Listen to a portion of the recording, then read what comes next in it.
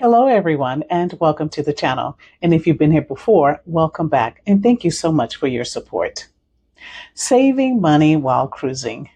I remember decades ago when the cruise line would actually print out your final cruise bill. And I remember the faces of people who had these reams and reams of sheets and sheets of paper for their cruise bill. And I just remember being so happy and that we only had like one sheet. But the thing is, with cruise costs, it can quickly add up.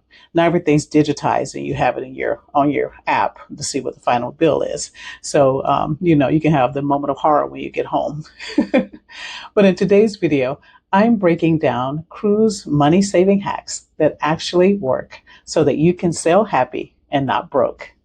I'm Trinice West, and this guy is my husband, Kevin. We're a retired couple, and our goal is to travel as much as possible while we're physically able, without draining our retirement savings. Our channel is all about inspiring you to embrace your golden years while navigating the world on a fixed income, one voyage at a time. Now, if you've ever booked a cruise thinking you got a great deal, and then you talk to some of the other passengers and realize, not so much, welcome to the club.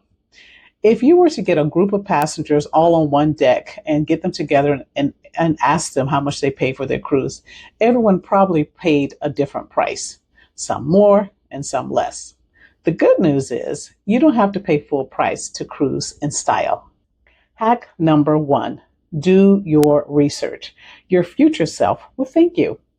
I love saving money. I've been like that since I was a kid. It's fun for me, and it's like a game of how much can I save. So 10 minutes of research can save you hundreds of dollars. Sometimes when I'm watching TV, I'll just kind of scroll through cruise websites just to get an idea of what's a great deal out there. And when that deal pops up, you snap it up. Some people have it down to science. They only want to spend a certain amount per day, and that's their limit. I also look at other YouTube channels to see their experience and ways that they save money on their costs as well. It's a work in progress, and I'm learning more ways of how to stretch our retirement dollars. I do so much better when I take the time to do the research. Cruise lines are counting on you, not knowing. Hack number 2. Book early, but check to see if the price has dropped. Yes, booking early is great. It gives you better cabin choices. It gives you the itinerary that you probably want. But here's the real pro move. You need to keep checking the prices. And this is something I've got to get better at. But if the prices do drop, you can often ask the cruise line to reduce the cost of your cruise if you haven't paid the final deposit. So I usually will pay on ours, but we don't pay it all off until the very end, to the final date that you have to pay it off. Same cruise, less money, zero effort, just you checking occasionally to see if it's went down.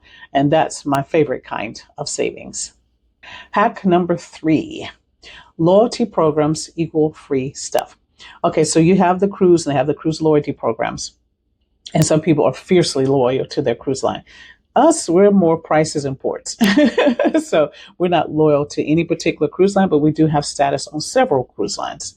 So cruise loyalty programs aren't just bragging rights. They actually get you free things. It could be free laundry. It could be a cabin upgrade, getting on early, that type of thing. But as far as money, that can really add up over time. I know, like with Princess, we get half off our Wi-Fi. On Carnival, we get free water. But those little things add up. So it's nice to have that.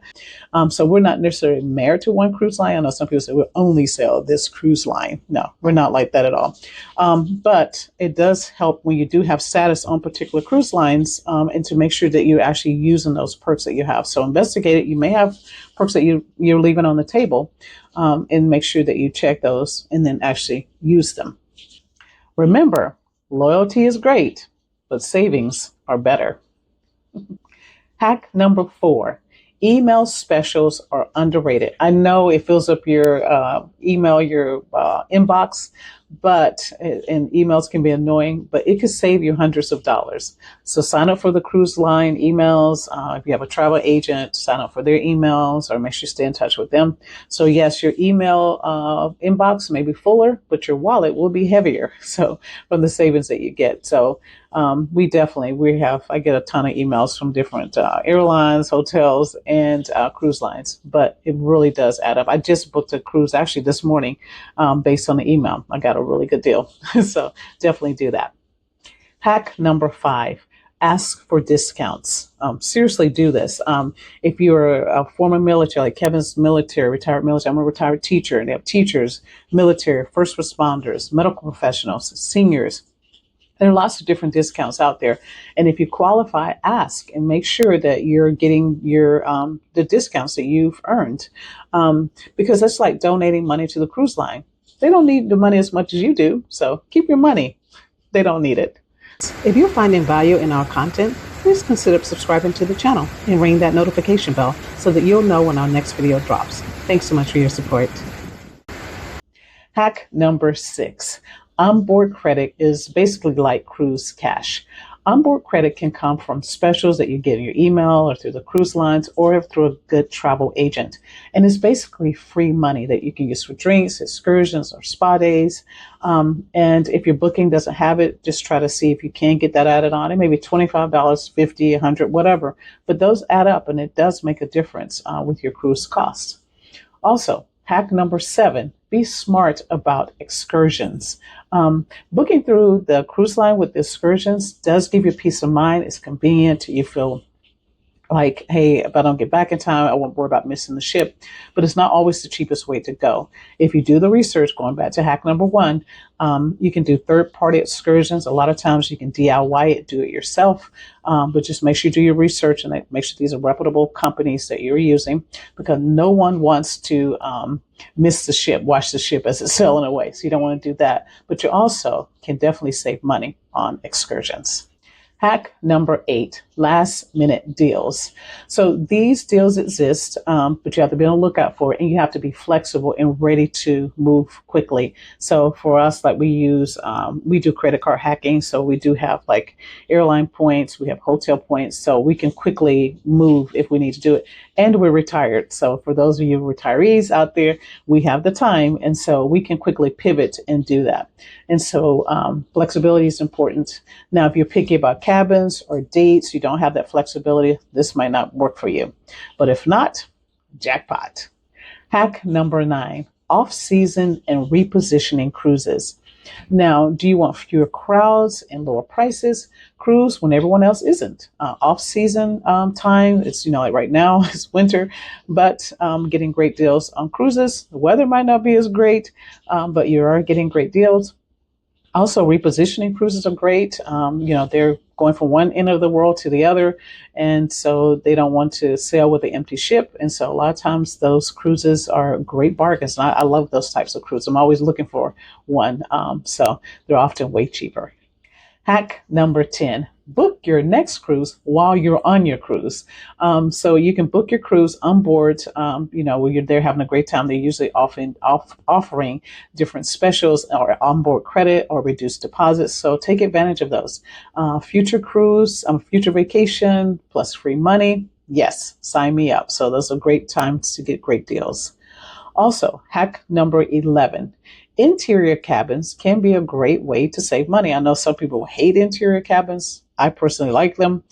We rarely book balcony at this stage of the game. We're still fairly young, and our focus is to cruise as much as possible. For the price of a balcony, I can take 2 cruises sometimes. So if you're only in your room to sleep, to shower, you're rarely in your room, especially if it's a port-heavy cruise, we definitely will do an interior cabin. So it makes sense for us. So save the money for experiences and doing other things and not spending it on square footage with a view. Hack number 12, longer cruises equals cheaper per day. Usually this is the case. If the cruise is a longer cruise, it is usually cheaper by the day. That's not always the case, but do the math and crunch the numbers. So longer cruises can cost less per day, and so you get more vacation for less money. Sounds great. Hack number 13, prepay when the deals hit. So if you are on those email lists, they'll send out notices, say prepay for your, shows, special restaurants, whatever it is. If you prepay that in advance, usually there is a discount. So jump on top of those and get those things before you actually get on board. So lock it in and avoid surprise charges later. Hack number 14, bring it on the ship. So you can bring in travel mugs, so you have refillable bottles, so that way you can save on costs of water. You can bring on soda. We bring coffee creamer with us to help save on specialty coffee. So you can also bring bottles of wines. So anything like that will help save money. Small things, those things can add up, and hey, it can pay for your parking. But make sure you check your cruise line to make sure that you know what's exactly you can bring on board based on your particular cruise line. And speaking of those pre-cruise costs like parking, don't let those costs sneak up on you, because that can definitely derail your budget. So costs start before you even get to the port, with flights, hotels, parking. And so this is where people's budget can fall apart. So compare prices early with hotels and flights. A lot of times, like the one I just booked today, I don't book the cruise itself until I look at the flights. And so I look and see, okay, if I travel in on with this cruise on that day, how much are the flights? How much are the hotels? And all that comes into play. You know, who do we have points with that I can use so we can stay at the hotel for free? Or they have a special where I can get a lot of points if I stay at that hotel. So things like that, all that's part of it. They also have the hotels where you can park and cruise. You know, you can stay at the hotel and they'll let you stay there and park there while you're on your cruise. So all those things are great ways to save money and some serious cash. So that's better spent on vacation than on logistics.